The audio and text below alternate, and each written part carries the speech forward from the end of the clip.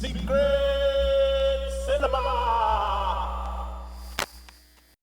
Again, thanks everyone for coming out on a Sunday night. But everyone, our next guest is a true legend of cult horror, an actor whose grit, charm, and unmistakable presence helped define a genre.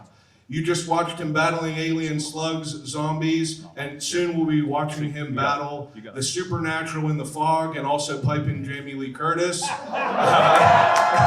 He's given us some of the most incredible, iconic moments in horror history. Please get off your seat and give a huge welcome to the legend, Tom Atkins. Give it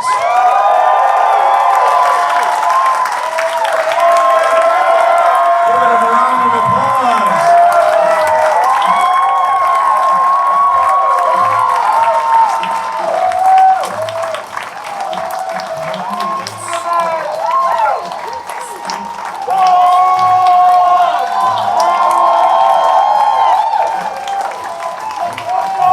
Let's take a seat here, grab yourself your microphone.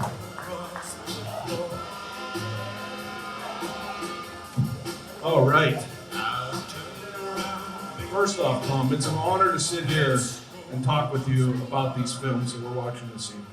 Thanks, Chad. I appreciate you wanting to be a part of this. Awesome to be involved with these great people at Thunderbird. Wonderful, wonderful turnout. I'm really grateful, thankful. It's a blessing. Thanks. Tom, off the bat, what do you think your most notable film is? Like, what do people recognize you for most? Probably Lethal Weapon, Lethal the first one. But this is my favorite film. I heard you say that in the commentary. It cracks me up. It's a great film. I mean, you got everything you want in there. You got zombies, aliens. What more could you need in a film? That's right, Spanky. I didn't know this personally. I didn't know you were from the city of Pittsburgh. I am, yeah. It's my hometown. Now, everyone that's in this room, was this anyone's first time seeing Night of the Creeps? Couple of hands up, that's cool. Where's the furthest that we had people travel from? I know this guy right here said he was from Youngstown. Youngstown. Baltimore. People come over from Baltimore. Oh, absolutely incredible. It's great to have you here. That's great. Thanks for coming from Baltimore. I go to conventions down in Baltimore. Dave Hagen runs them in Cherry Hill too. And last weekend I was down in Cincinnati at Horror Hound. It's a great convention. Horror convention, these are. So I was born on the Great North Side of Pittsburgh. Lived until I was 2 on Rizaka Place. And then we moved in with little grandma up in Fineview. And then when I was 4, the twins were born. Anyway, we moved to Knoxville, Mount Oliver, and that's where I grew up. Now, whenever you were growing up, what kind of things were you into? I mean, obviously you're a great actor now, but what kind of things were you into as a young kid? Oh, shit. Hanging out. Going cruising with girls. Absolutely. Stuff like that, the usual stuff. Drinking underage. Was a big fun thing to do. I think it was your nephew that you brought with you, right? Yeah, David Hoke, yeah. Now, he told me to ask you about climbing bridges whenever you were a young kid. To ask me about what? Climbing bridges. Oh my God. We lived on 309 Bosman Street in Knoxville. And it runs from Mount Oliver, Brownsville Road, down through McKinley Park to 51, Route 51. And at the bottom of our 300 block, before the 400 block, was a bridge that went from Georgia Avenue on that side to Arabella Street on the other side. And it was an old brick arched bridge. And I made a vow to cross it on the arches, climbing the arches. Had about that much width. It had to reach around these big support columns. very hard to do, and it was scary as shit to do. And somebody had fallen off the bridge a couple of years before I tried to do it, got killed. It was about 85 feet high. I always thought it was like 150 feet high, but it was 80. And in my 11th year, I crossed it. 11 years old. Back, and then we hung out down there all the time. Incredible. Yeah. That's really cool. So, I mean, how did you get involved with making films? Well, I had no interest in acting as a kid, growing up. But I got out of Carrick High School and went to the Navy. After the Navy, I went to Duquesne University because I liked the way the officers lived on the ship better than I did as an enlisted man. So I went to Duquesne and I got involved dating a girl at Duquesne. She was involved with the Red Maskers, an extracurricular theatrical group. And I didn't think I was getting my fair share of her time. And she said, well, come on over and join the group and we'll see more of each other. And I did. And I fell in love with it. It was just terrific. And I want to tell a little story here. Please do. About why I wanted to do it for a living. There's a scene in F1 with Brad Pitt talking to this girl he's hooking up with, who's on the race team. And he's talking about how there's a moment that happens for him rarely, but he's looking for it all the time, where he feels like he's flying. He knows the whole course, he can see everything, he knows where every other car is, and he's just cruising in the lead. And there was a play I did at Duquesne, a one-act play, a Soroyan play, called Talking to You, or Hello Out There, I forget one of the two. And I played a black prize fighter, Blackstone Boulevard, and I got shot during the play. There's a big stage. It was over at Duquesne in the biology hall, and then it's their theater. It's a big proscenium stage, and a pair of steps go up to a landing and then up and out. And there was a cop up there in the play, Blick, who shoots me. I'm on the landing. And I fall down the landing, down the stairs, and I'm at the bottom every night for a week. We did that. And I realized the first time I did it, I'm laying down there, and the house was incredibly silent. You couldn't hear a cough or anybody clearing their throat. And I thought, they're waiting to see if I'm dead. They're just waiting to see, am I going to get up? Am I alive? And I thought, this is fucking great. I love this. And I thought, that's the moment that I decided I wanted to do this for a living. Incredible. Absolutely incredible. I'm sorry for the language. Excuse the language. I think everyone here welcomes it. Now, I mean, whenever you started off as an actor, obviously the role you just had in Night of the Creeps, like, what was your experience getting that script and choosing this project to work on? I didn't have to chase it. That's the wonderful part about it is I went over and met with Fred Decker, the writer-director, and Finnegan. Finnegan was the main executive producer.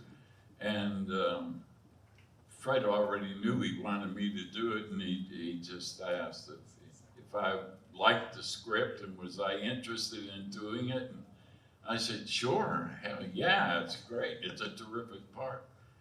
And I had so many fun lines in Absolutely. that. And my favorite is, well, girls, I got good news and I got bad news. Good news is your dates are here. What's the bad news? They're dead. Now, Ray Cameron obviously carries himself a certain way in the film. Yeah. Was there inspiration from any characters previously in anything you saw that gave your character, some of its attributes? No, I don't think so. It's just a lot of me in that part. And I was having trouble. I was in a marriage that I wasn't interested in being in anymore. And when we started that, and so I was, instead of living in my house in Studio City in LA, I was living in the Sportsman's Lodge, which is a place I loved going to. I went there every morning for breakfast, and maybe that's why the marriage was in trouble. I don't know. But I thought I could relate to this guy losing his girl in such a heinous way and wanting to kill himself later when Spanky shows up and breaks the mood. It was just kind of natural. Came easy to you. Yeah. Now, during the filming, do you have any notable things that stick out to you as far as production? How long did this take you to film? We had a couple of months. Couple of months? But about 10 weeks, something like that. And it was, I loved driving the old Merc, around the alleys and streets of North Hollywood and at the sorority house down there, UCLA, just a little south of downtown LA. But my very first shot, I truly thought, my God, what the hell did I get myself into here? Because I was called at noon. They were starting at 6:30, 7:30 in the morning, and I was called at noon. And I knew it was a night shot that I was gonna do. And I thought, shit, that's early, noon. I gotta wait till it gets dark in LA. It's summer. I gotta get dark until 9:30 or 10. And so I'm all made up. I got my makeup, got my trench coat, my shoulder holster, which was pulling at my all day, and they finally call me to the set. Now it's 10:30 at night, and Fred says, "Tom, see this path where Jason and the girl have just walked up here? I want you to step onto the path." That was it. You saw my feet, my shoes, and my trousers.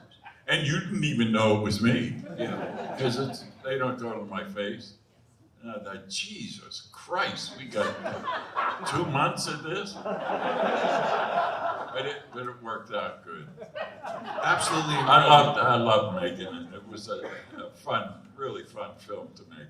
Now, at the end of the film, you're obviously burnt pretty bad. Yeah. Were you, what was the process of you doing the prosthetics for that? How long did that take? Doing what? Whenever you were covered in that makeup, burnt, was that you, I would assume? Burnt. It was just makeup. But yeah. It was, I tell you, there was one thing, because Fred, he had all these people who were turned into ghosts, like the Bradster and everybody turned into zombies, had these white contacts. Foggy contacts, yeah. And he said, so, you have to have those for this final scene in the basement. I can't do that, Fred. You could paint my eyelids white and I could just shut my eyes and it'll look the same. But I cannot possibly put anything in my eye. So he said, okay, don't worry about it. Don't believe it. Perks of the job. Yeah. Now, Night of the Creeps was obviously an incredible film. I'm so nervous. You're nervous now? I am nervous. Yeah. How do you think I feel? Can't be nervous. Tom Atkins up here. Maybe because it's my hometown or something. Have you ever done an event like this in Pittsburgh? Yeah. What? Have you ever done an event like this in Pittsburgh where they showed a couple of your films and you did a Q&A with people? Well, I did a similar kind of thing, but no, I didn't really have a question and answer thing. But it was, I did a one-man show downtown at the Public Theater called The Chief. Art Rooney Sr., the founder of the Pittsburgh Steelers.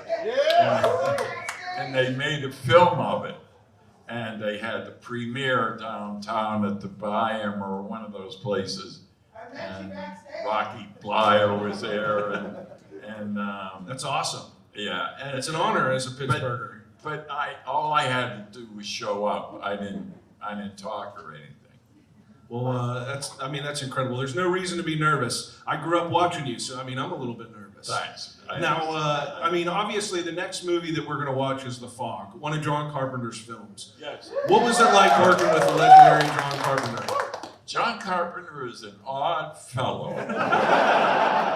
He is kind of an asocial. He's not a chummy kind of a guy, not a friendly guy. Yeah. Well, I was here a month or two ago watching The Thing. And he likes, I've always thought, he's much more interested in the rubber of the movie, the skittering thing going across the floor, and monsters and the nasties of the movie, rather than the people. But he had an exceptional film, I think.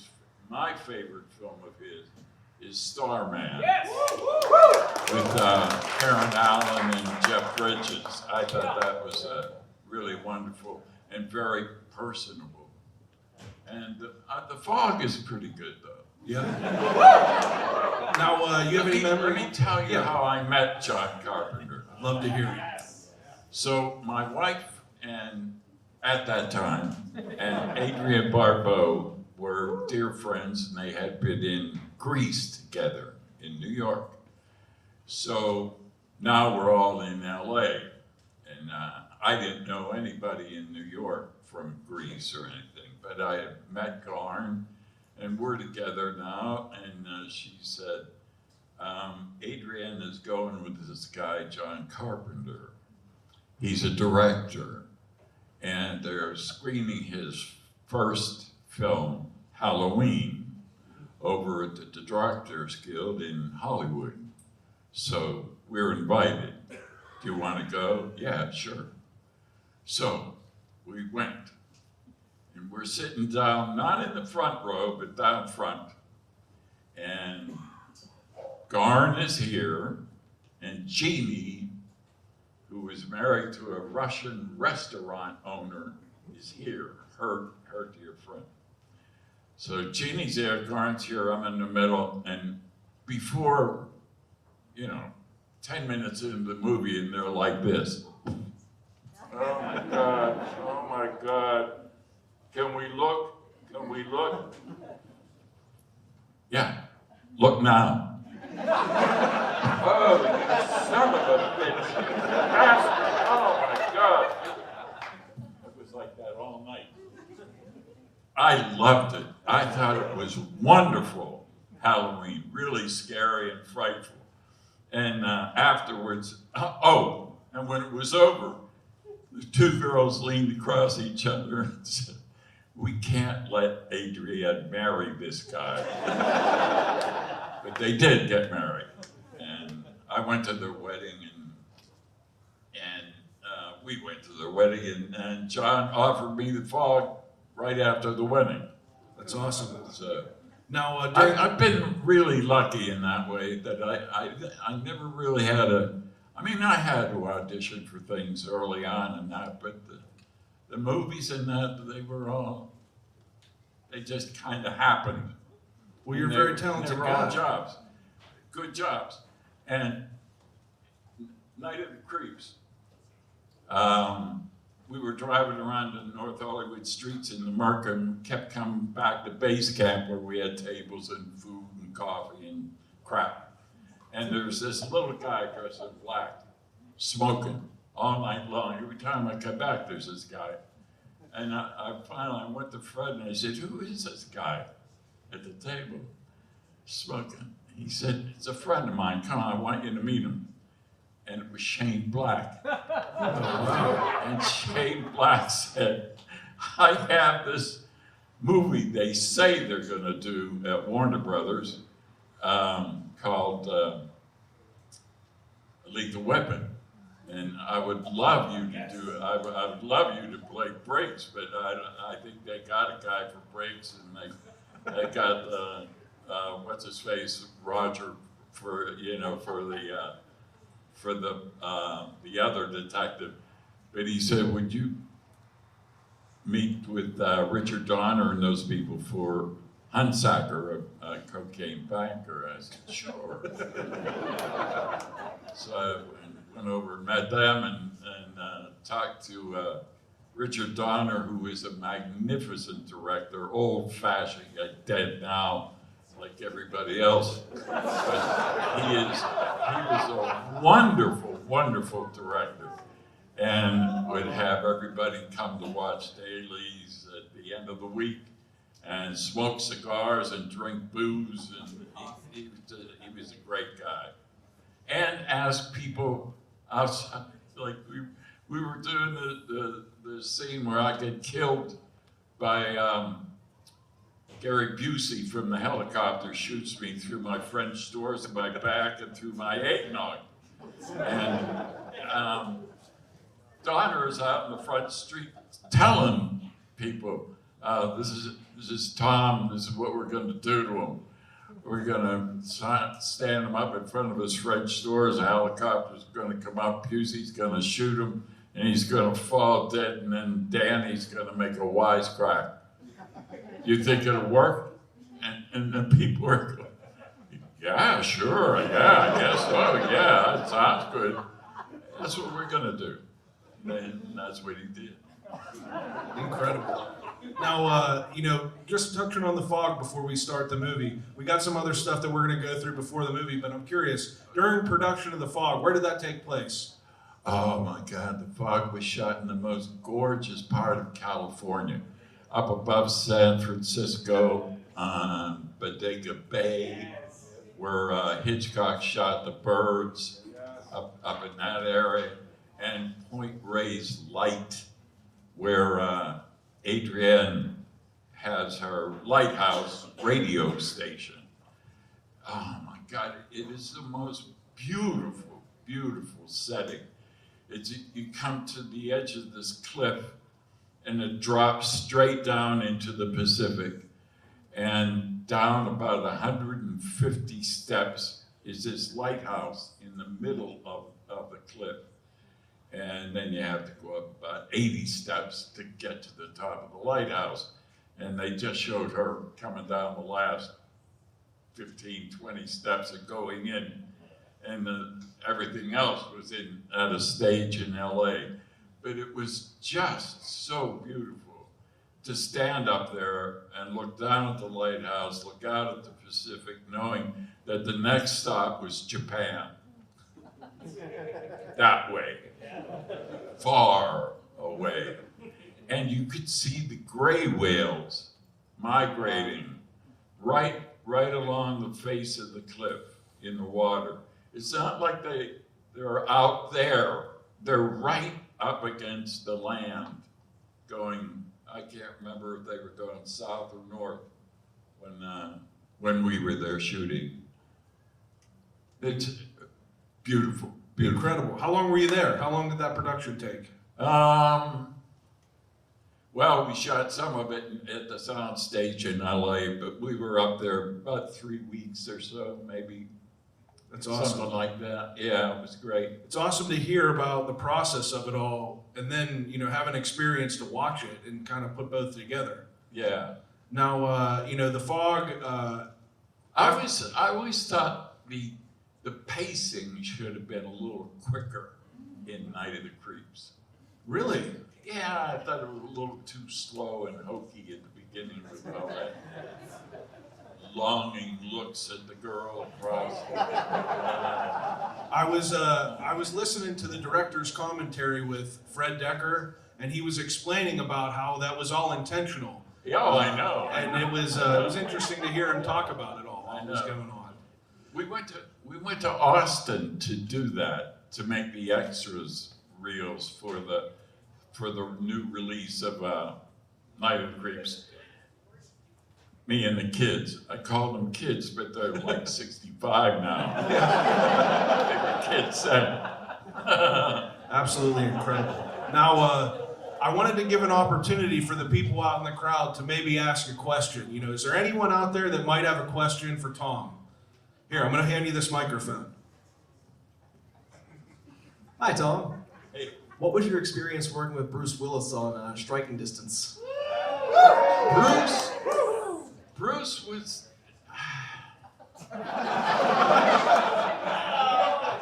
Bruce was professional, and he cared a lot more about himself and his appearance than the screenplay. And I thought,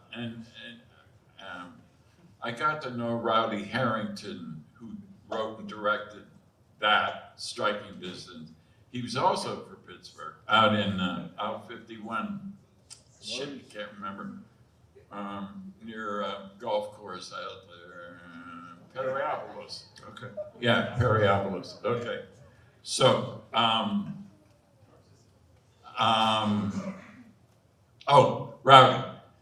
Rowdy Harrington, I thought shot a really pretty good movie, and I wish Bruce had been a little better in it. But I had a joy of a time working with Dennis Farina, who was in it. And when I met Dennis, I went down, and my first scene was wearing my dress blues, which I looked really good in. And it was like the policeman's ball down at the point. And it was just great.